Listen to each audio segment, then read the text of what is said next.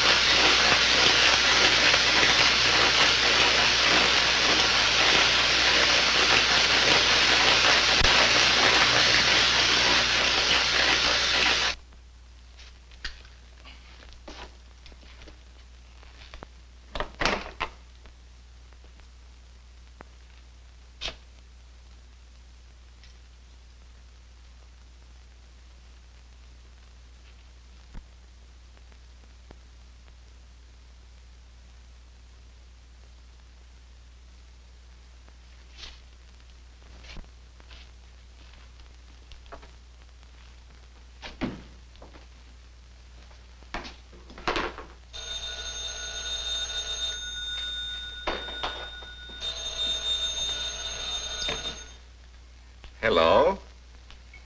This is Dr. Carruthers speaking. Yeah, this is Heath. Henry Morton and I are having a little get-together at my home tonight. We want you to come. Why, that's nice of you, and I appreciate it. But I'm very busy working on a formula for a new shaving lotion. Oh, but Doc, this is my daughter's idea. And she's going to be awfully disappointed if you don't show up. Don't take no for an answer. Make him come. Yeah, you see, it's a sort of a special occasion. I bet Mary is going to announce her engagement to that young rascal, Don Morton. Tell her I'll be there. Goodbye. Well, it's all arranged. He's coming. He's going to be surprised when he finds the special occasion is to present him with this bonus check. $5,000.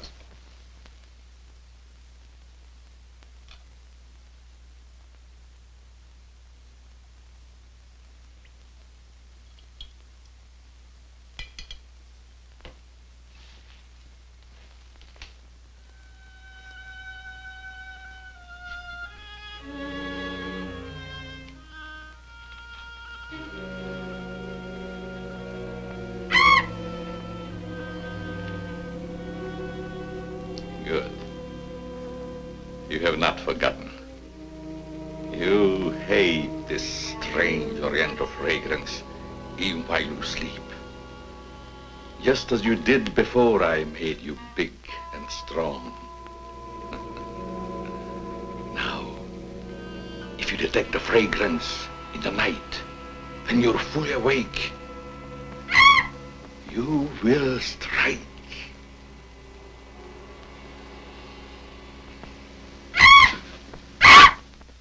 Yes, you will strike to kill. Well, Doc's late. Wonder if he's been called out on a case. Perhaps I'd better phone him.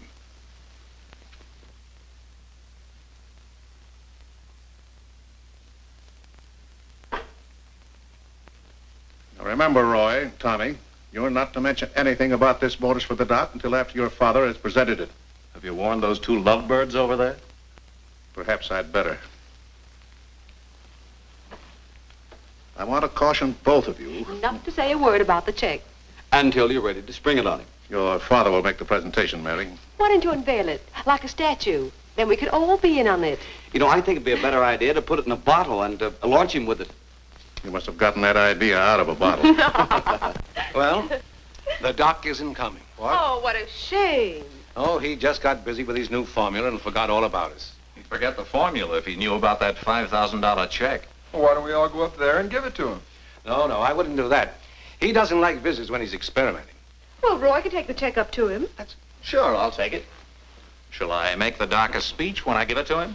You won't have to, Roy. The check speaks for itself. Yeah, and says a mouthful. Son, tell the Doc we're awfully sorry he can't be with us. But of course we understand how busy he is. All right.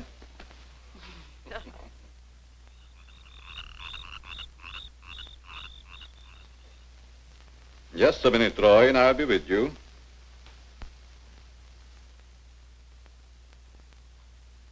That's it, all right. Now, what can I do for you? We were all sorry you couldn't be there tonight. Yes, but you see, I'm busy. Something important, very important. Yes, of course. Mr. Morton and Dad had planned a little surprise for you. A surprise? It's in here. Well, let's see what it is. $5,000. What's this for? Just a little token of the firm's appreciation. Oh, I see. A bonus. Well, it's awfully nice of you, Father and Mr. Morton. I will thank them personally tomorrow. I'll tell them, Doctor. Well, aren't you curious about my new formula? Yes, of course, only I didn't want to be inquisitive. What is it? A new shaving lotion. Smell it. Pretty strong, isn't it? No. The scent evaporates a short time after you've used it. Try a few drops. Now rub it on the tender part of your neck. Here.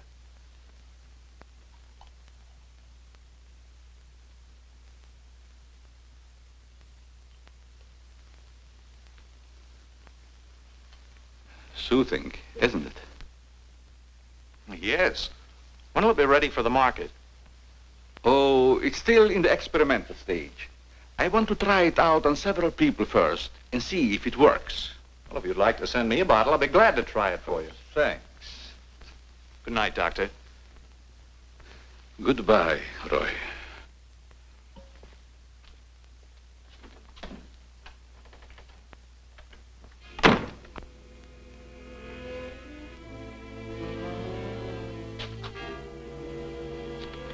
Lovely check, isn't it, Doctor? They are wealthy because of you.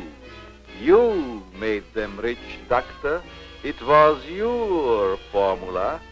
Tonight they gave you $5,000 and wanted you to come down to their house and thank them for it. That was your money they gave you, like a bone tossed to a faithful dog.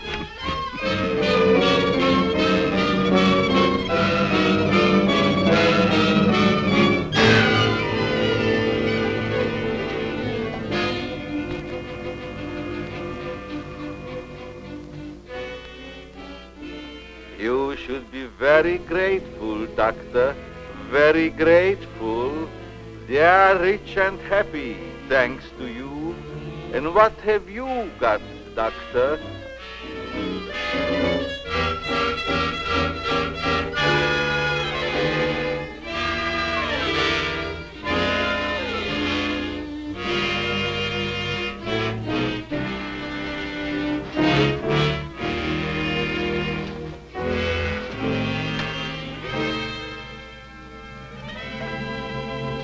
Tonight you have work to do.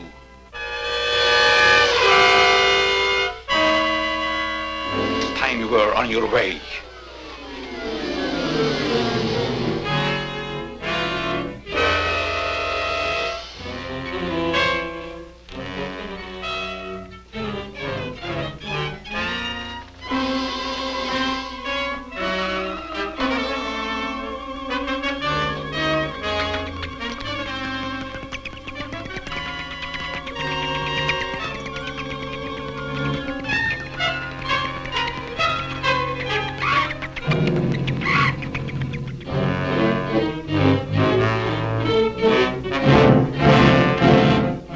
Tonight's a good time while our families are here to announce our engagement. Look, Don, I've loved you a long time, ever since we were kids. But I'm afraid it's been more like a sister. Well, I had no idea you felt that way.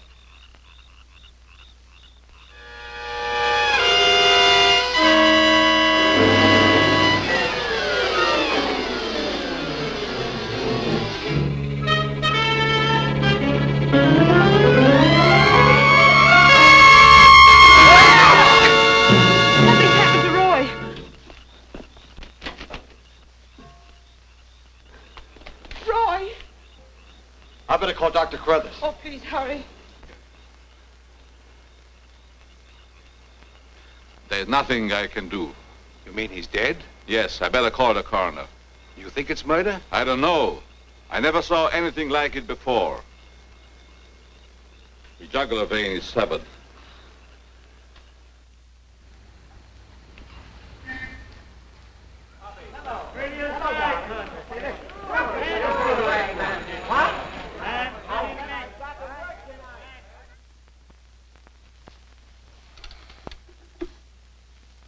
Send Johnny Layton in here.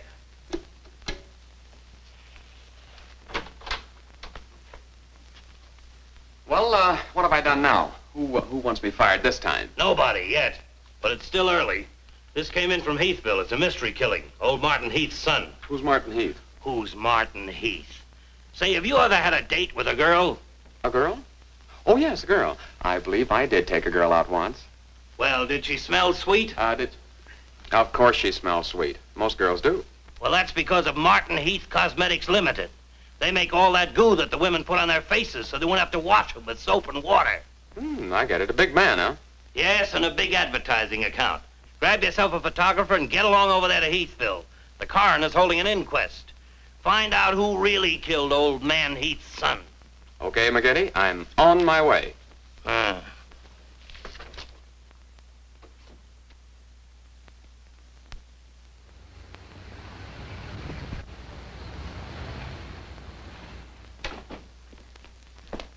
Chief Wilkins? Yeah? I'm Johnny Layton of the Chicago Register. Glad to see you. And this is my cameraman, One Shot McGuire. Hi, Chief. Howdy. Say, we're down here to cover that Heath murder, but we didn't get much information at the coroner's inquest. I thought maybe you might be able to help us. Well, I'm always glad to cooperate with the newspapers, providing they cooperate with me. That's the policy of our paper. Well, to tell you the truth, I haven't got very far with this thing myself. Oh, here's something that might interest you. It's a picture of the victim's wounds. Mm-hmm. You'll be able to see it better with this glass. Are these scratches on the neck and shoulders? Yes, but we can't determine the source. They're too deep for fingernails, too shallow to have been made by a knife. They're more like claws. That sort of bears out Dr. Crothers' theory at the inquest of a wild animal. Have there been any circuses around here lately? No. Heard of any animal escaping from a zoo? No. Couldn't have been one of those African leopard men. They use steel claws. This isn't Africa. Okay, Chief, I was just trying to help. Chief, are you sure there's no clue you're holding back while investigating? Well, since you're going to work with me on this case, there is a clue, and a very weird one. The autopsy surgeon says that such wounds could have been made by the beak and talons of a bird. A bird? Why, there aren't any birds around here big enough to attack a man. How about an eagle? We know it wasn't a bird. How do you know that?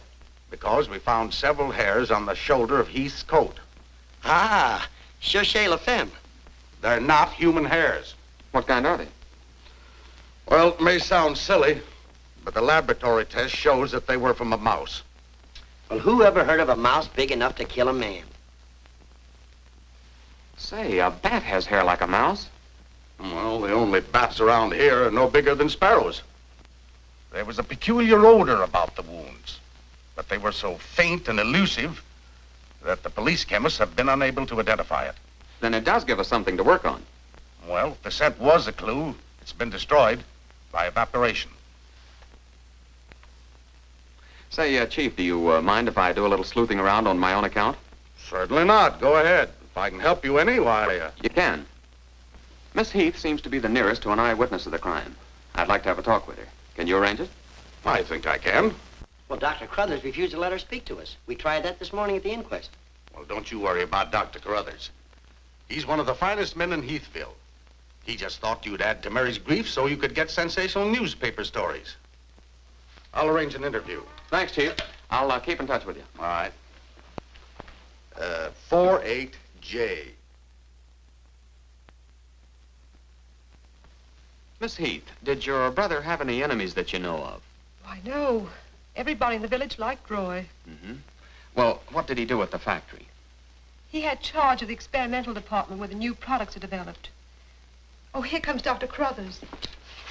Hello, Doctor. Hello, Mary. I took a shortcut from my laboratory through a garden hedge. You met Dr. Crothers at the inquest this morning. Yes. Mr. Layton, I hope you'll forgive me if I seemed a little abrupt. But I'm fond of Mary. And considering the ordeal she already went through, I wanted to protect her from dwelling too much on a tragedy. Of course. You were quite right. We're working on the case with the police now. Yes, I understand. Chief Wilkins phoned me. And if I can be of any assistance, just call on me. Thanks. Won't you sit down?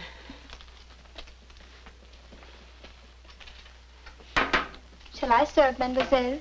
No, Maxine, I'll do it. You may go now. Oui, mademoiselle. Do you take sugar, Mr. McGuire? Huh? Oh, no, ma'am, never. In fact, I don't even take tea. If you'll just deal me out, I'll take a look around. I may dig up a clue.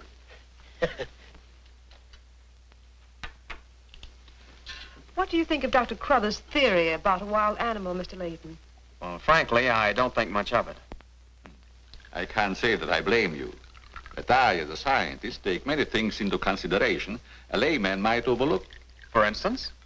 The jagged nature of the wound, the rapidity with which the murderer escaped, the scratches from talons or claws. But when an animal attacks a human, there's bound to be a lot of noise.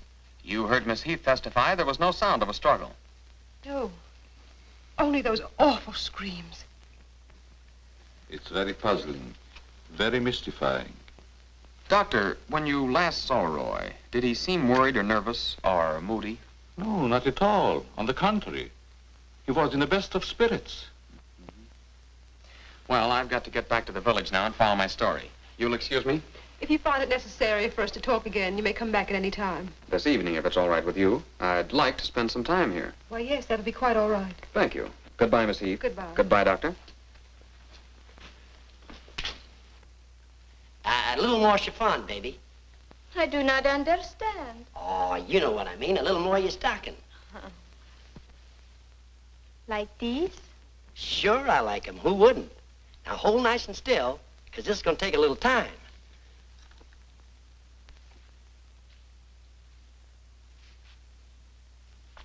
Well, if you're going to shoot, shoot. Right away, Johnny. I was just trying to get the focus. Mm-hmm. I got it. And not bad, either. I'll be back in a minute, Frenchie. And don't worry none about those werewolves, because nothing's going to harm you while I'm around here. You make Maxine feel so calm. My big, brave journalist.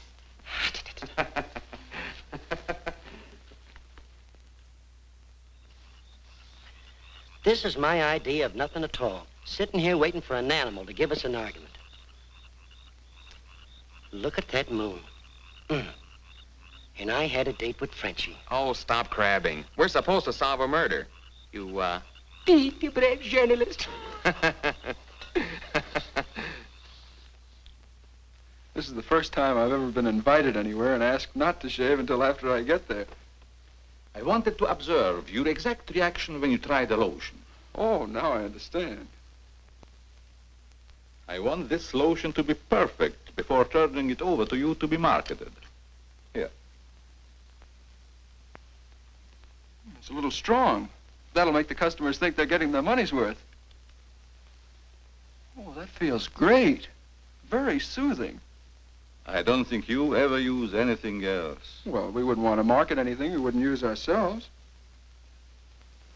That almost smells good enough to be used as a cologne. Oh, what's the matter, Doc? Can't you stand your own lotion?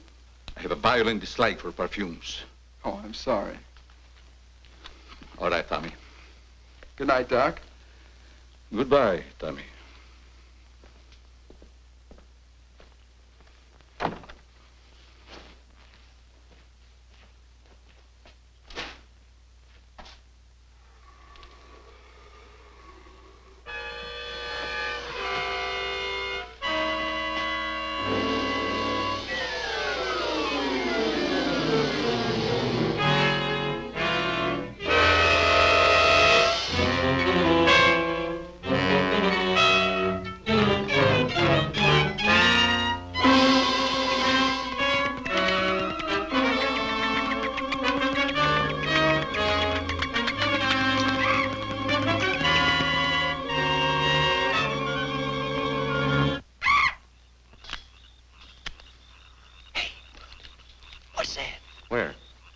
Something's moving.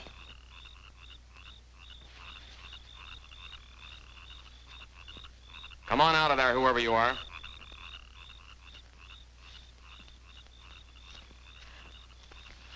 What are you doing out here, Miss Heath? I thought you might want some company. Shall we sit down? You know, you shouldn't be wandering around the garden at night after what's happened. Neither should you. Well, but it's part of my job. Mine, too. Roy was my brother. Be careful, I think it's Tommy. Hello, Tommy. Hello, everybody. Hello, Tommy. What's up, sis? Mr. Layton wanted to stay in the garden for a while, so I joined him. Don't tell me you're waiting for that animal Dr. Carruthers mentioned. So you don't believe it either? I certainly do not. It's ridiculous. But somebody or something killed your brother. And I suppose you're working on the theory that the murderer always returns to the scene of the crime. Perhaps I am. Well, not for me. If you'll take my advice, Mary, you'll leave these gentlemen to their vigil and go to bed. That's what I'm going to do. Good night. Good night, Tommy.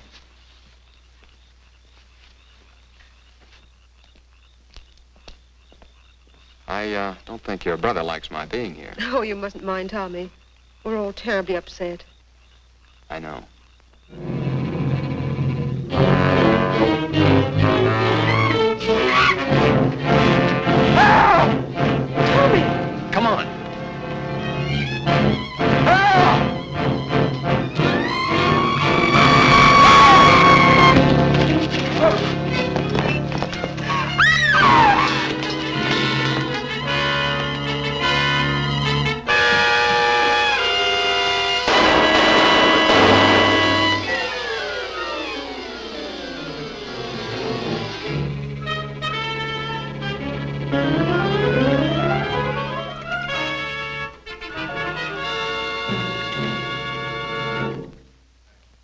But I'm telling you, McGinty, it was a bat. I saw it kill Tommy Heath.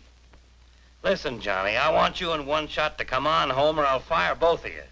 I'm not coming home, and neither is One Shot. I'm keeping him here to get a picture of the devil bat. Say, that'll look great in the headlines. Devil bat strikes again. Listen, don't tell me it had horns.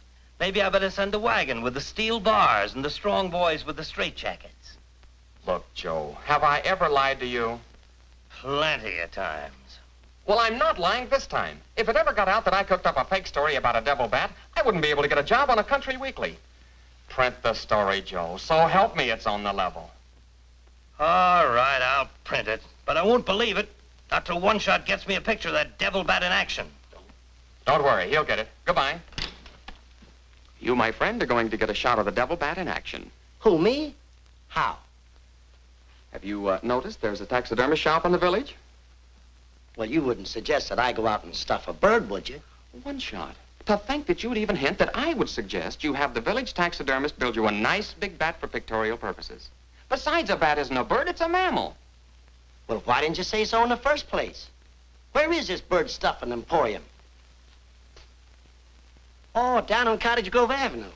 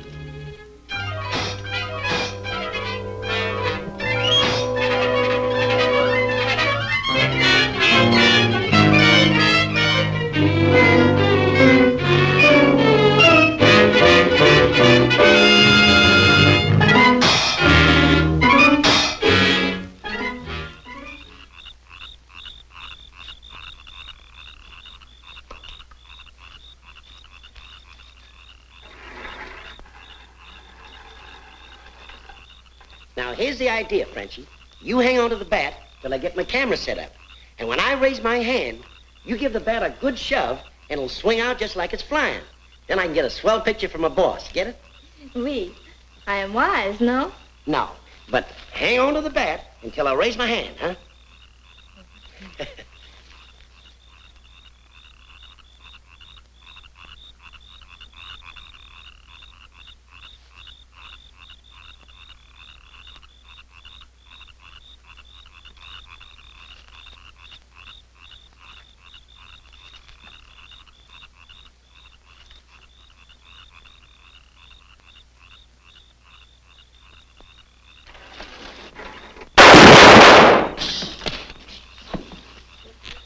Sherry, are you hurt? Say, what's the idea of breaking up my devil bat? I'm going to make you pay for that. And I'm going to take you to jail until you explain this. Come on. You can't do this to me. I'm doing it. I was just conducting a little experiment, trying to find out how the devil bat does his killing. I'm sure McGuire didn't intend doing anything wrong. He's just a little overzealous about his work. Yeah, with the town in an uproar, and everybody terror-stricken, wondering whether he's going to be the next victim, I don't want any more trouble stirred up, even with an artificial bat. You'd better get back to the hotel. I want to talk to the chief alone. Is it all right, Chief? Yeah, but be careful in the future. Ever smelled anything like this before?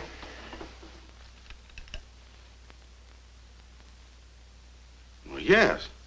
That's the same stuff that's been on every one of the devil bat's victims. Where'd you get it? Found it in Don Morton's bathroom. Find out where Morton got it? No, I didn't want to arouse suspicion by asking questions till after it's been analyzed. Do you think it has any connection with the murders? That's the way it strikes me, but I can't figure out how. I'll get the police chemist on it right away.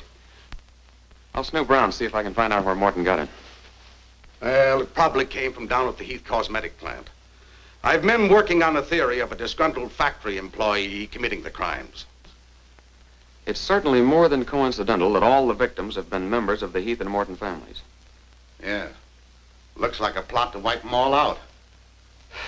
I wish the rest of them would leave town until this crime is solved. You're worried about Mary, aren't you? Well, yes. I've been urging her to leave, but she won't go without her father. And he insists on remaining here to help clear up the crime. And worse than that, neither Heath nor Morton will let me give them a bodyguard. I guess we'll just have to wait for something to break. Good night, Chief.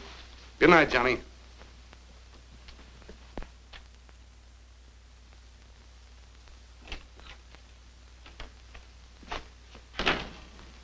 Boy, have I got a picture that'll knock McGinty dead. Meet the double bat.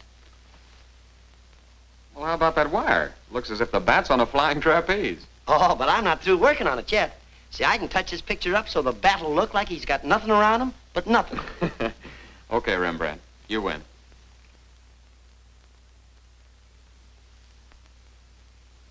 This is your news commentator, Walter King. Tonight we're broadcasting from the little village of Heathville, where an alleged devil bat has claimed 3 victims during the past 6 weeks. You will note that I say alleged devil bat. That, ladies and gentlemen, is because your correspondent has been very skeptical from the start as to the existence of this horrendous creature. I have as my guest in the studio tonight Professor Percival Garland Rains, perhaps the world's greatest authority on animal life. I'm going to interview Professor Rains on the subject of the devil bat. Our radio audience may draw its own conclusions. Professor Rains, first let me ask you, point blank, do you believe that any such creature as the devil bat exists? I do not. He's got a nerve. Quiet. In the Dark Ages, when men and women lived in caves, there may have existed a bat of this size. But not in this day and age. How do you account for the fact that Mary Heath, whose 2 brothers were victims of the devil bat, and a newspaper reporter, John Layton, claimed to have seen this amazing creature? Sometimes under stress of excitement, our minds play tricks on us. Hey, he's insinuating you saw the little bat that wasn't there. Pipe down. But how about the picture of the devil bat published by Mr. Layton's paper? I examined that picture under a powerful magnifying glass. I denounce it as a fraud. Whoever constructed the strange-looking monster forgot to remove a label from the silk used on its left wing. That label reads, "Made in Japan."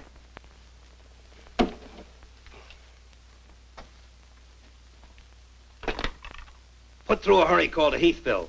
I want to talk to Johnny Layton. He's at the Heathville Hotel. One guess who that is. Yeah, McGinty.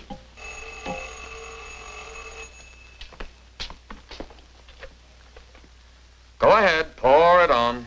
So you slipped over a fake picture on me, huh? Well, you're fired, both of you. And I'll see to it that you never work on another newspaper as long as I live. Made in Japan. You tell One-Shot McGuire he ought to be snapping photos in a booby hatch. Both of you, come on in and get your final checks. Oh, no. We're not coming in to get anything. All right, so we're fired. But we're staying here just the same. I saw that bat.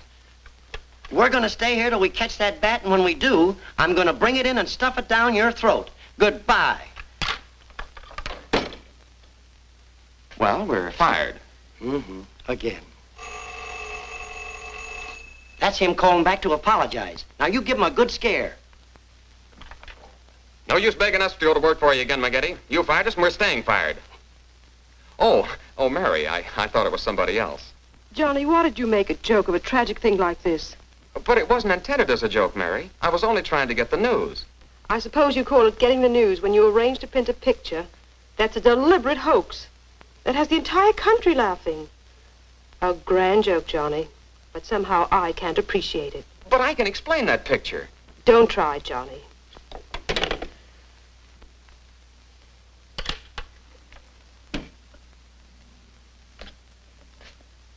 Made in Japan. I ought to skin you alive and nail your hide to a barn door.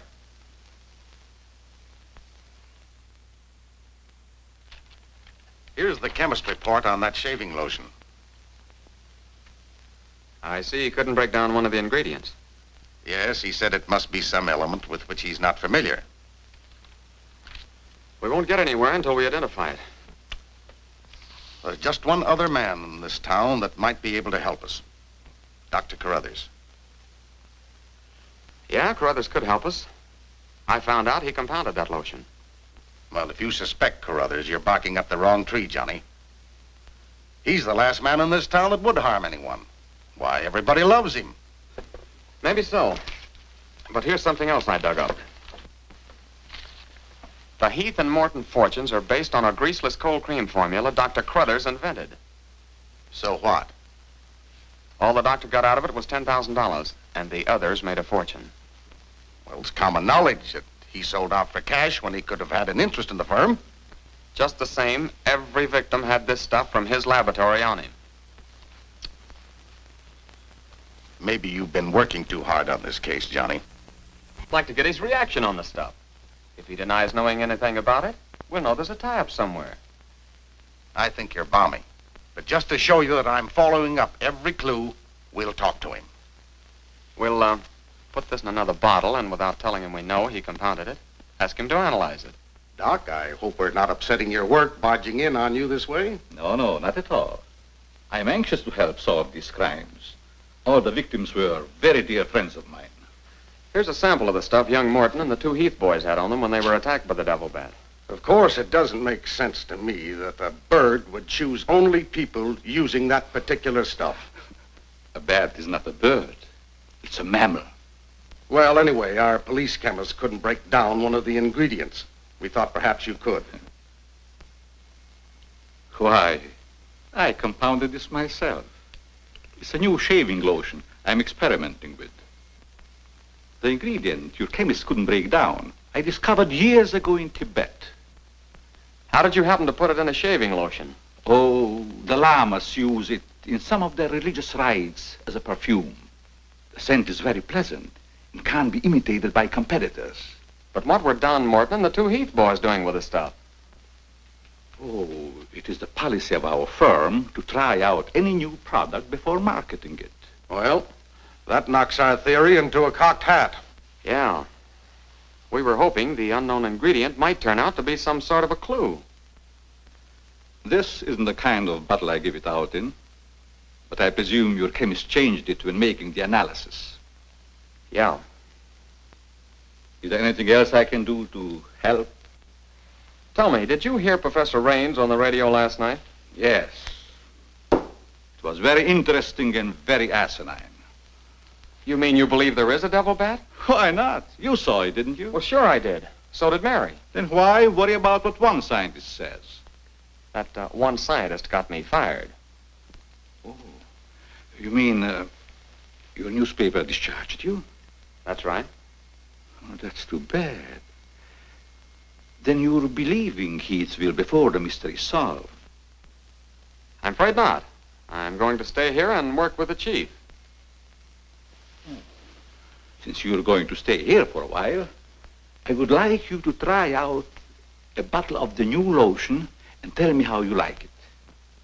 And you too, Chief. No, not me, Doc. If my wife ever smelled perfume on me, she'd suspect me sure. Well, Mr. Layton, I understand you are not married. All right, I'll try it in the morning when I shave. I guess we better be going, Chief. See you later, Doc. So long, Dr. Cruthers. Goodbye, Mr. Layton.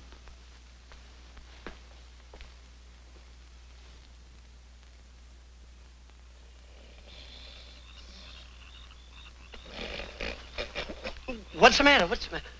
Does that smelly shaving lotion put you to sleep? Well, why'd you tell the doc you're going to use it if you think it's smelly?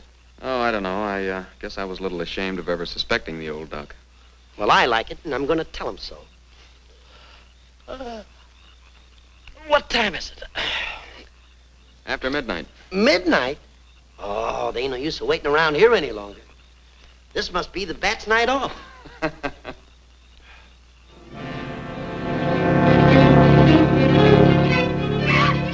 Did you hear that? Yeah.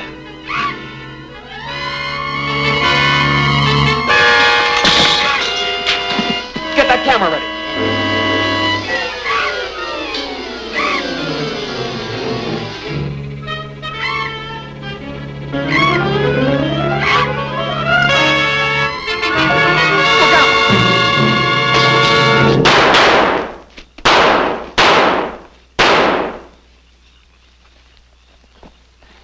You got him. Listen, Johnny, I'm going to cook that bird personally for McGinney, and I'll even stuff it myself.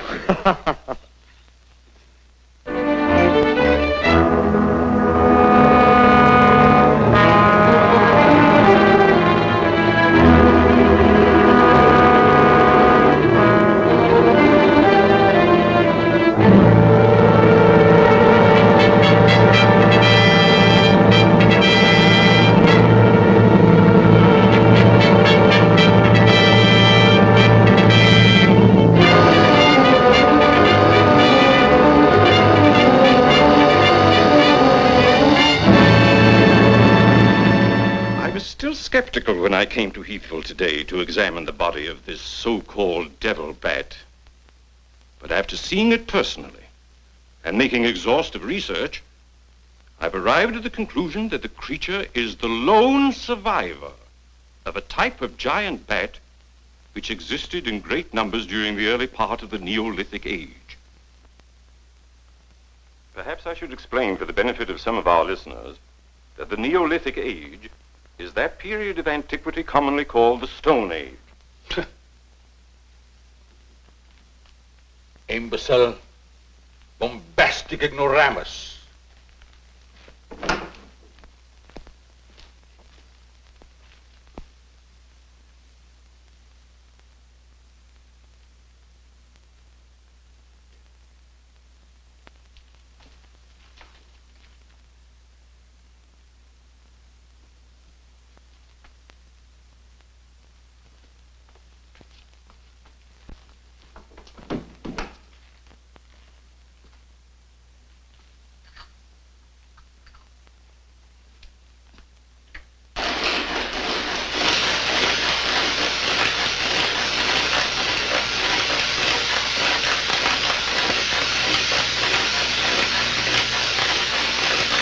Sorry, McGinty, but One Shot and I are not interested. At your prices. Of course, if there was a raise of, say, $30 plus a fat bonus, we might consider it. You're hold-up men, both of you. I refuse to be robbed. Have it your way, McGinty, have it your way. But we have the bat's corpus delicti and the exclusive picture. Of course, I've got an eyewitness story that 2 syndicates are bidding for. And don't forget, you gotta pay us for the time we were fired. That's better. Now you're talking, boss. Okay, we're working for you again. We'll gather up the loose ends and see you in a couple of days. Goodbye. Come in. Hello, Johnny. Well, Mary. Johnny, I came to tell you that I'm sorry I said what I did the last time we talked. Do you suppose... well, I don't know how to say it, but... I do. Miss Heath, do you suppose that little French girl would apologize to me if I looked her up? Positive she would.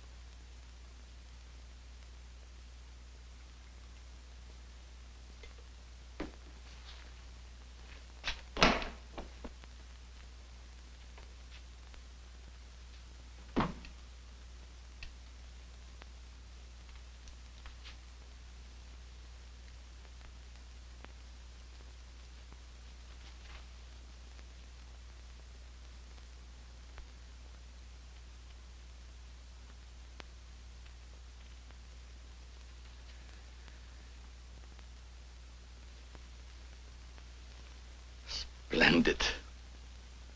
You will be even greater than your unfortunate predecessor.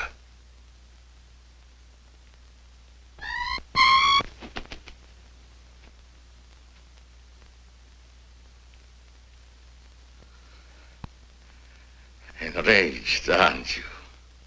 Fine. I'm enraged also. Tonight I shall call on Henry Morton, and you shall strike him down. Henry, the lotion has turned out to be better than I had hoped. I want you to try it. Well, just leave it here, Doc, and then I'll try it in the morning after shaving. Smells good, doesn't it? Yes, but isn't it too strong? No. Evaporation quickly tones it down just to the right scent. Rub a few drops on your face. Well, I'd rather wait until after I shave. Then my skin will be more tender and receptive to a lotion. Just a little here. The texture of the skin there is always very delicate. I give you a few drops in your hand.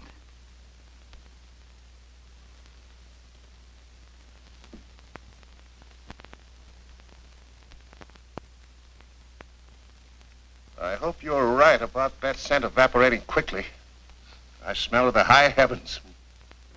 Perhaps that will be the secret of its success. Well, you can never tell what's going to happen in this business. You can believe me, Henry. You don't have to worry. Yes, I can believe that, Doc. All of your formulas have been highly successful. Oh, I've been going over the report of the company's annual earnings.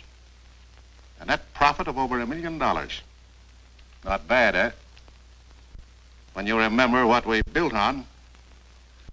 A mere $10,000 for your formula. You shouldn't have demanded all cash, Doc. You should have ridden along with us.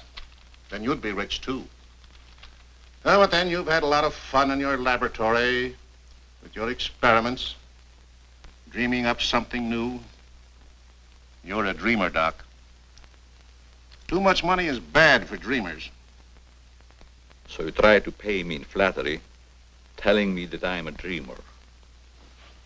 Well, I do dream. Dreams that you could never guess. Your nerves are frayed, Doc. Now calm down. Get a grip on yourself. You've been working too hard on your formula. Formula. That's but child's play for a great scientist.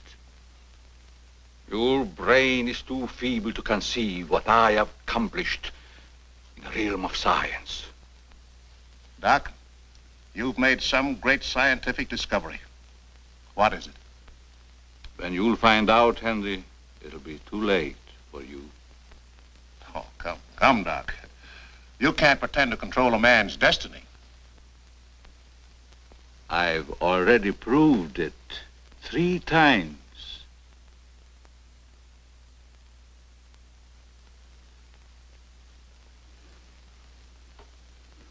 I'm sorry. Perhaps you're right, Henry, about my working too hard. I guess I'm a little tired. I better go home and get some rest. Sure. A night's sleep will do you good. Good night, Doc. Goodbye, Henry.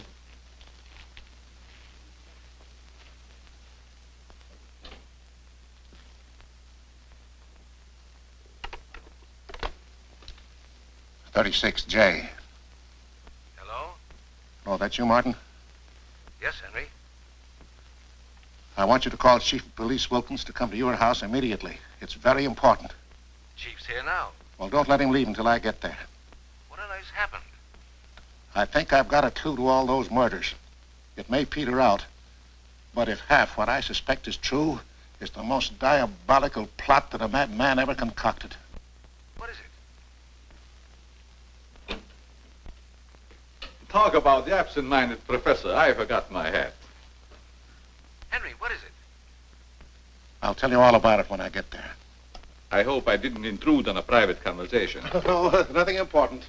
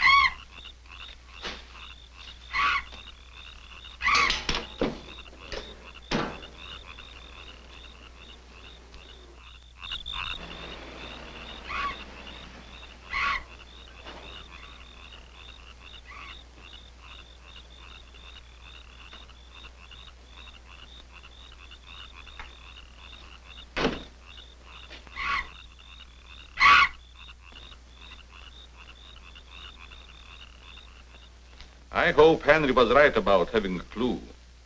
But why didn't he explain more about it when he phoned? When I insisted, he changed his tone as if he'd been interrupted. was afraid that he might be overheard.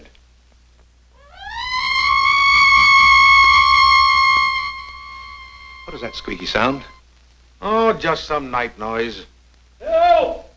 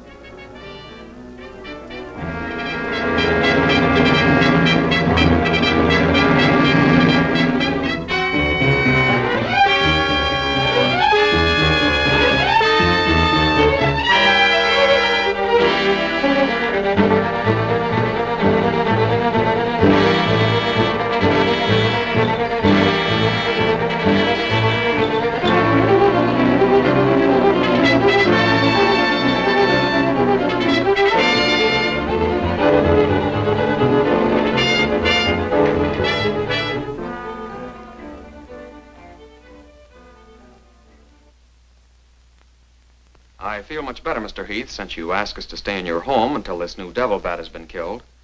I've been worried about Mary. What reason have you to believe that Mary is in danger? Only this. I'm convinced that someone is using the bat to wipe out the entire Heath and Morton families. As a scientist, I assure you, the thought of a human controlling a bat is fantastic. Just the same, no villager's been killed or even attacked. You're forgetting, aren't you, that Mr. McGuire was attacked.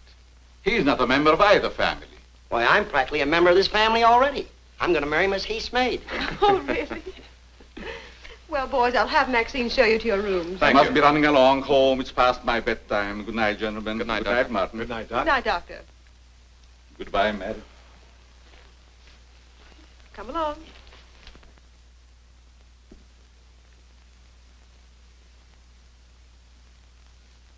Maxine? Oui, mademoiselle.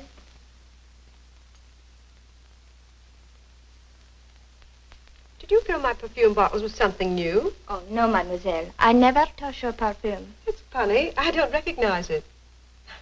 Perhaps Dad filled them as a surprise. He always does that with every new perfume the plant puts out. Is there anything else? No, Maxine, that's all. Good night. Good night, mademoiselle.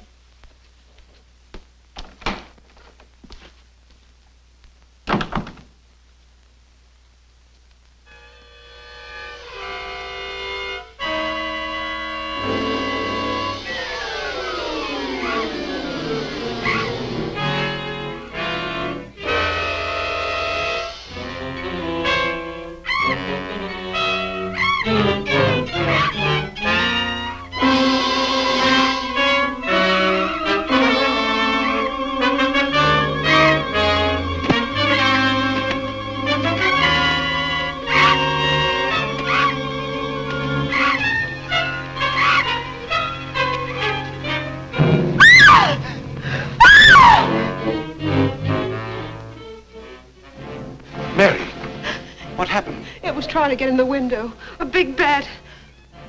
Oh, it was awful.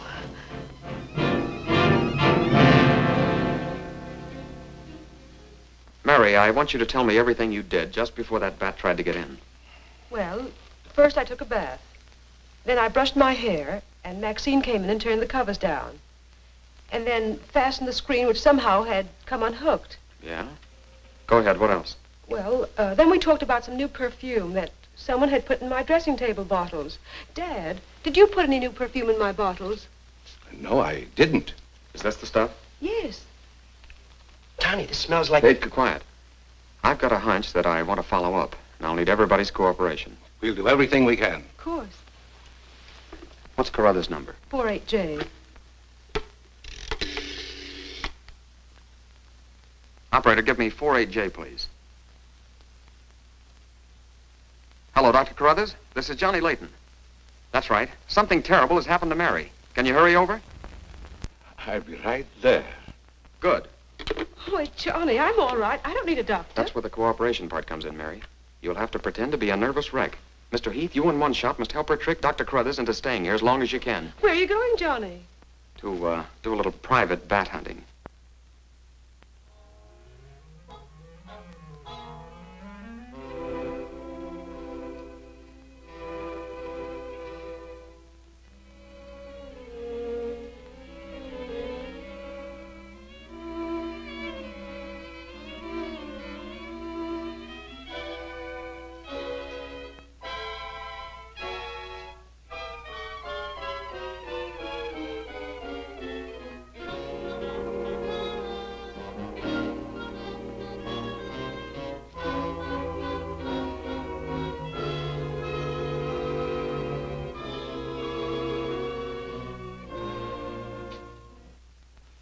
The devil bat tried to get through that window. If she's suffering from fright, I give her a sedative.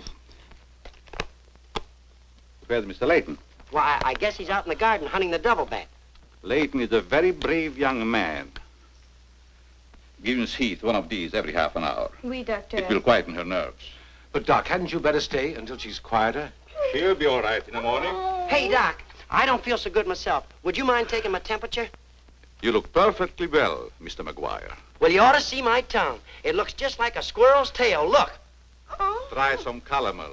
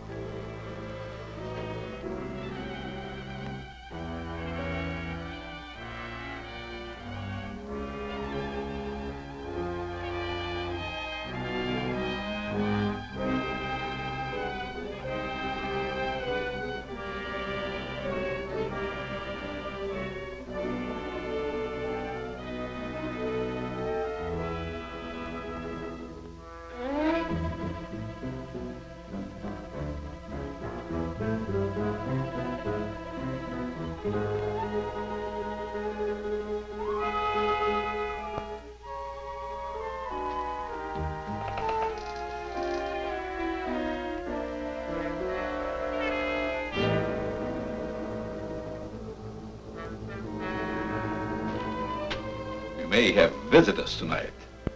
And it would be dangerous for me if they found you here.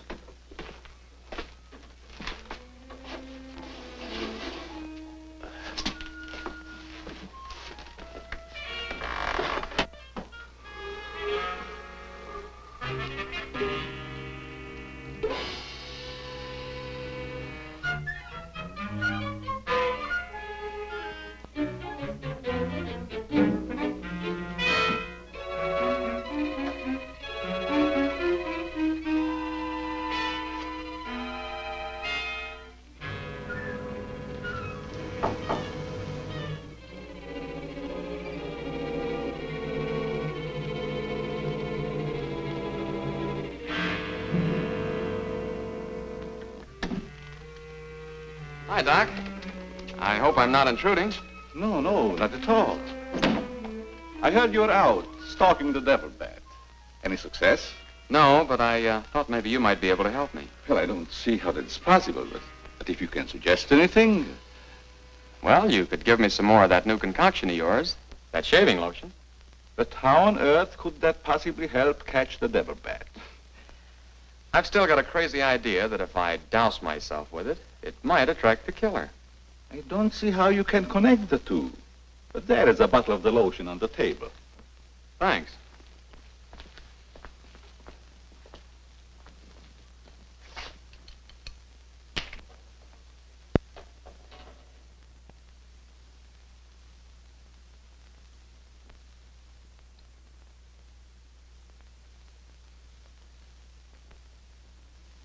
You see, Doc, I figured out something.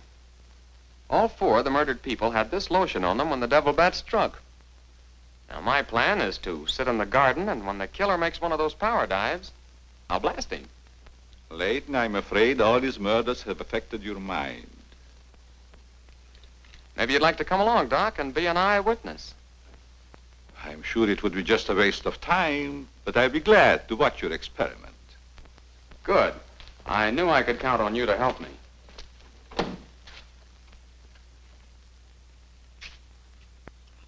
I tell you, Layton, expecting a bat to be attracted by the scent of a lotion is all foolishness.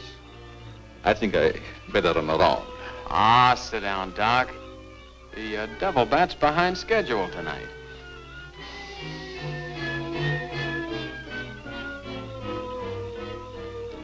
You aren't very chummy tonight. What's the matter? Firearms always make me nervous. Oh, I thought maybe you didn't want to be sitting too close to me. Just in case the Devil Bat does show up. According to your theory, the killer wouldn't attack me. I haven't any of that lotion on me. You have now, Doc. Why did you do that? To make it a 50-50 proposition, Doc. Now sit down, and don't try any shenanigans.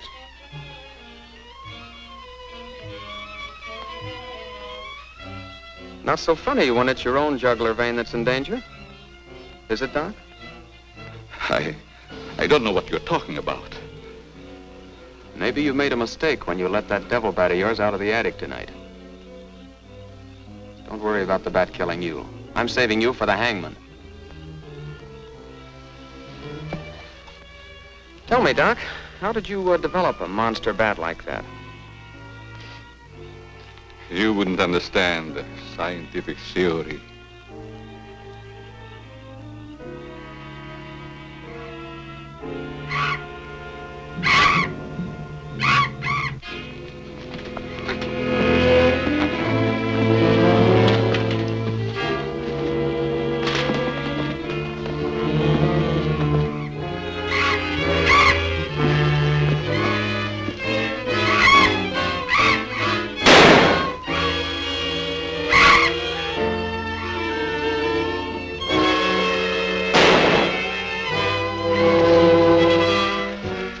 Chief, what are you doing out here? Young fellow, don't think that you're the only man working on this case. And it was lucky I was here, too. Thanks. Did you kill the devil bat? No, he got away. Well, here's one bird that didn't get away, and he's the murderer we've both been looking for. Quick, shoot it!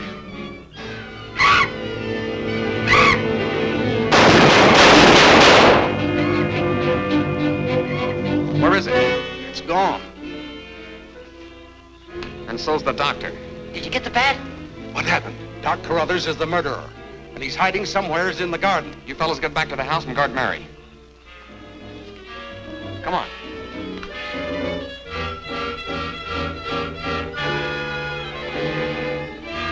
Doctor!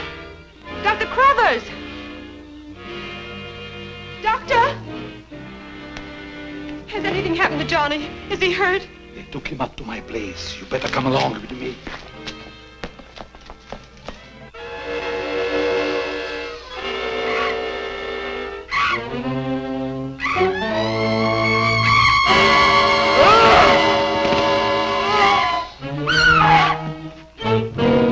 That was Mary.